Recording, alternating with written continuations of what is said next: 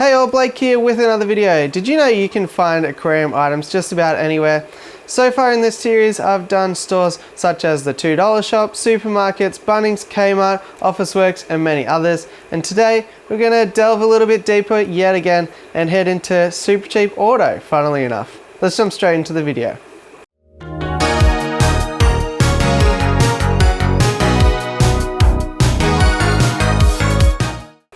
Okay, so Supercheap Auto actually had quite a few hidden gems. I was pretty surprised, to be honest.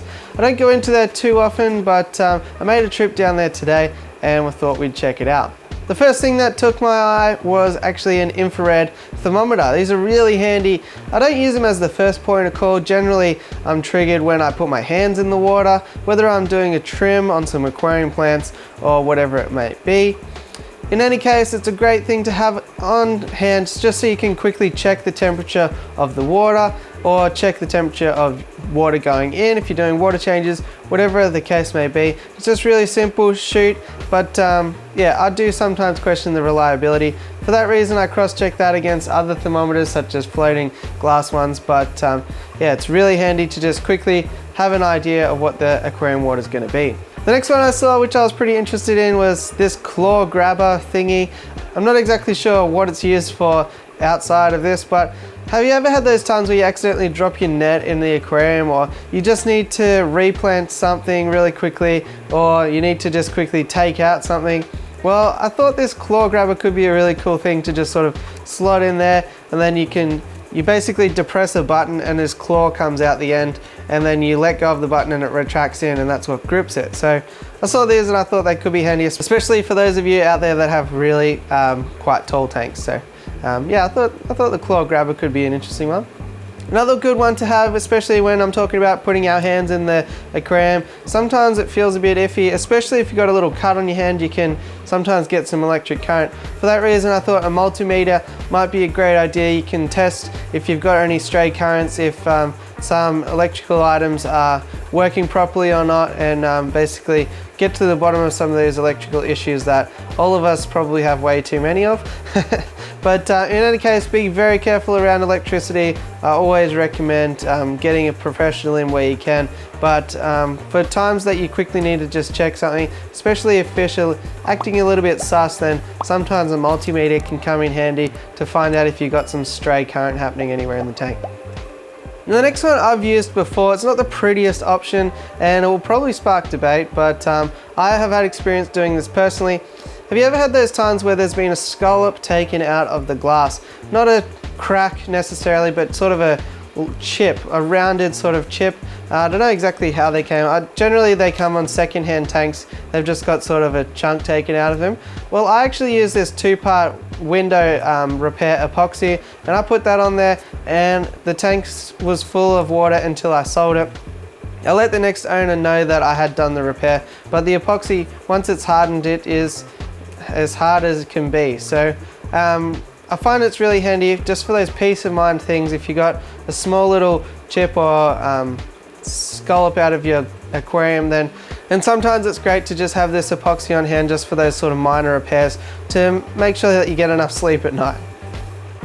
Moving on from that, I saw these little nuts and bolts organizers, and I thought they could be really cool if you feed a lot of different sized foods to your fish room. You can just sort of fill up the tray. I wouldn't recommend filling it up too much so that it goes stale and all that, but what you can do is put a little silica packet in as well to make sure it keeps fresh, and then you can portion out your fish food, or if you go away on holidays you can put portioned out fish food and just write a little day or what tank it is on there, and just can be really handy to make multiple containers into one thing that can be carried around when it's feeding time. So just saw these and I thought they'd be a cheap little option to make your life a little bit easier.